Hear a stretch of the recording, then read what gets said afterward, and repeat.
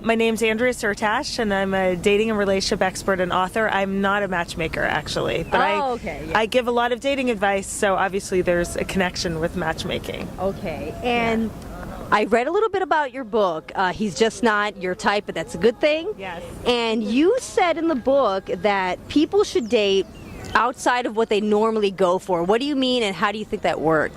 Well, my premise is actually really simple. If you keep doing the same thing in your dating life and it's not working, you have to break your pattern if you want to find new results. So if you keep dating a certain kind of guy and you notice that it's never really developing into what you want, it's time to take a step back and commit to doing and dating differently. Okay, and as far as matchmaking, I know you're not a matchmaker, but as far as matchmaking services, ooh, wind. They've been skyrocketing in the last couple of years. Why do you think that is, and do you think it works? I think matchmaking works for you if you work for it. I don't think it's a quick fix. To me, meeting someone is not the challenge. To me, staying with someone is the challenge. So matchmaking is a great option if you want to have more dates, meet new people. But, a lot of times people will say, I'm hiring a matchmaker because I don't have time to date. And I always say, if you don't have time to date, how are you going to have time for a relationship? So I think you really have to be clear on what you need and what you're willing to put into the process also. Okay.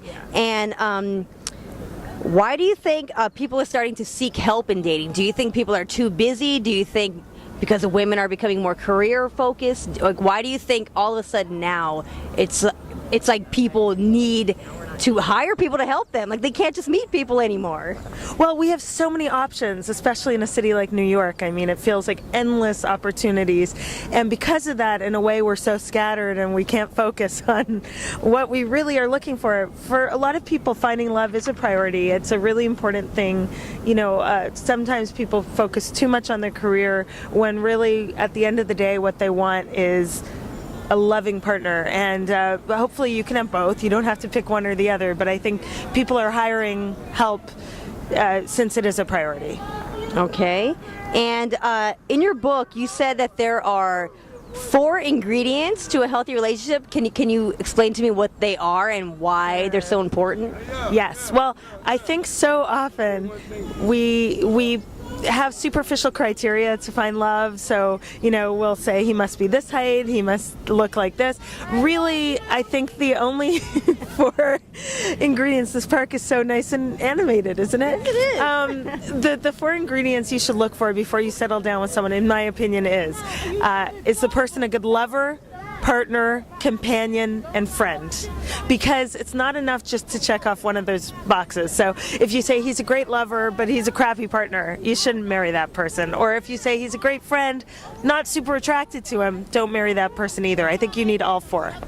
So how much do you think money and or looks kind of play a part into starting to date someone? Do you think people make it a priority first before those 4, or do you think maybe we shouldn't look at those at all? Well, listen, attraction is very important, but what I'm always telling singles is that attraction comes in so many different forms. Oftentimes people will say, I would never date someone who looks this certain way, but if someone makes you laugh, and especially with women, if we're laughing and we're having fun and we're stimulated by you, attraction can really grow. And so I wouldn't say, he must be this height, he must have this color eyes, or I'll never be attracted, because there are too many examples of women who I interviewed who fell in love with men who they didn't initially even think of as their type and fell head over heels. That's very true. And as far as for women or men seeking a relationship, or maybe someone who's like stuck in a rut, kind of, I would say I probably am one of those, where you break up with someone and you just can't seem to get over it. What advice do you have for people trying to move on and to find something different? Yes. Well, I mean, dating fatigue is really common and it's normal, and don't beat yourself up over it. I mean, I think sometimes it's good to take a time out in a dating sabbatical. But the problem is if you don't use it, you lose it. So after a while, if you don't date enough, and sometimes years go by and you kind of forget that you actually want a loving partnership, it's important to get back out there, flex the dating muscle, and just know that dating should be fun and light. Don't put so much pressure on yourself that everybody you go out with has to be a match. In fact, most dates are designed to fail, so you won't hit it off with most. That's the nature of dating. So it's just, get out there. And how about etiquette or dress code on a first date? Because I notice, at least for me, I'll go on a million first dates and I just don't ever seem to get a second one. Oh, but you're so cute. I don't believe that, but I understand. Especially here in New York. I tend to get first dates and then it just doesn't go past that. So I don't know what I'm doing wrong. Wind. So. Remote control, y'all need some help? Oh no, we're good. We're good. Hey, y'all gotta go. All right. This is the colorful part. Anyway, go on. So what advice do you have for women who seem to somehow, kind of like guys, end up on the friend list instead of on the girlfriend list?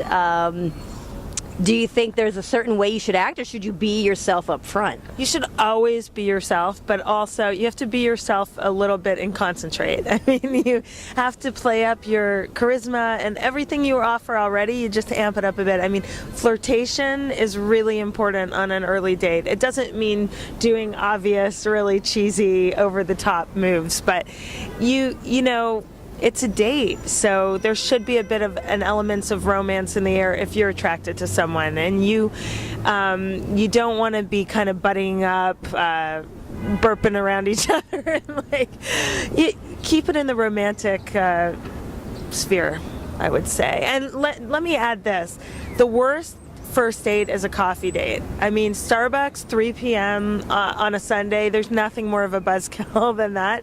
So a great first date is even happy hour, get a drink. You don't have to have a 3-course dinner, but you want the lighting to be nice. You want the date to be romantic off the bat, if you can. I'm not getting a lot of dinner dates lately. I pretty much just get let's go to a lounge and let's drink. How should you hold yourself back from your usual drinking, or do you think it's good to kind of let loose on a date and have that whole bottle? No, don't have the whole bottle, Cynthia. I think it's really nice to have a glass of wine, and if you're in flirtation mood, you could stroke the stem of your glass. You probably will do that subconsciously, and you won't even realize. That's a flirty move we tend to do with our body language. But I would say don't overdrink, because then it's just not super attractive for most men or women. You don't want to be out with the drunkie date, generally speaking, unless it's St. Patrick's Day and you're meeting and you're having fun with a group of people. Different. Yeah. And if you're on a date and it's bad, what's your advice on getting out of it without looking like a bitch? Yeah. Well, here's the thing. That's why I'm a fan of drinks and not dinner, because you should have a beginning and middle and end time to your date, with the opportunity to extend it if there's a connection. But if you're meeting at 6, you can always say off the bat, even preemptively before you get there, I have dinner plans tonight, so let's meet before my dinner plan.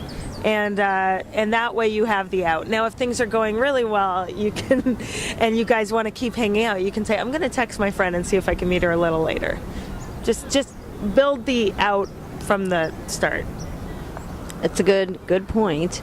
And also, you said that you should date outside of your type. Now, actually, when I met with the matchmaker, she told me the exact same thing. Oh. She said that the first guy I look at a bar and I'm so attracted to him, that's the guy I should not talk to, because that's exactly why I keep having these bad patterns.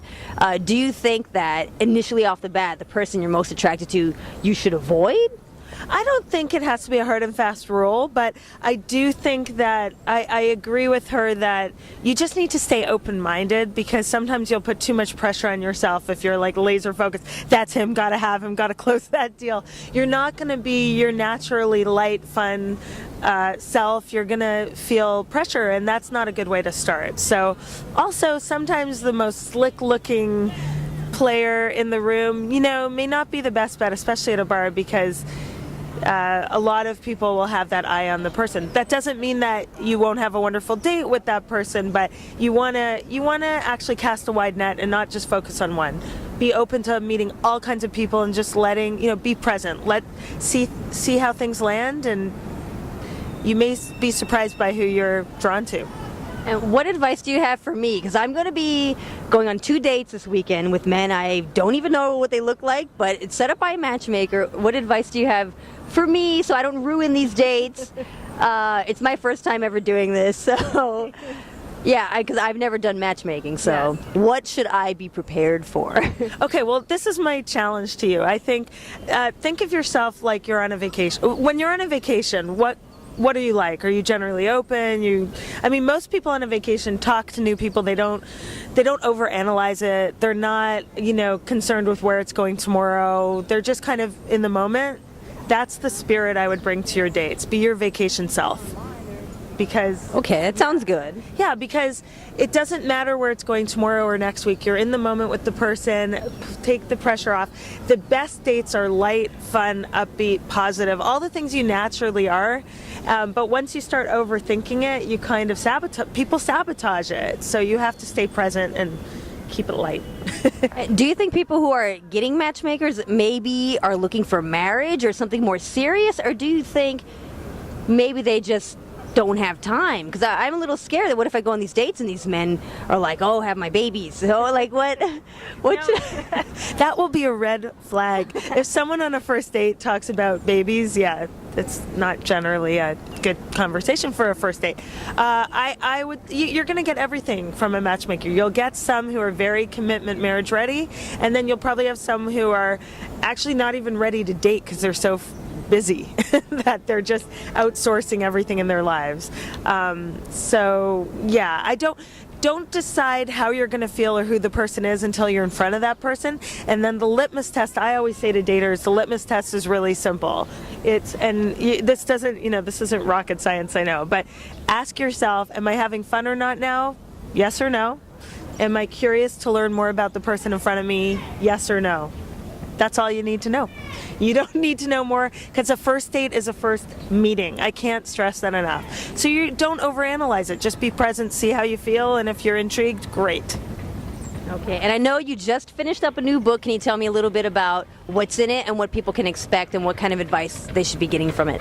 Well, the new book is actually a book about modern marriage. I can't divulge too many details yet. It will be out in the fall, but the advice always remains the same, which is that we have to, if love is a priority, we have to treat it as such. We have to clear time and space in our schedule, in our heart, everywhere to accommodate it.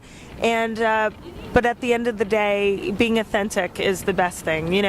I think a lot of people, if you start noticing you're changing yourself to be with a guy or a woman, if you're changing yourself, that is your clue to move on. You don't need more information than that.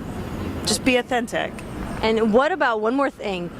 As far as Hard to Get, I know that movie, He's Just Not That Into You, came out, and a lot of women say, oh yeah, he doesn't seem into me now, but sometimes he flirts, or I have this problem, really.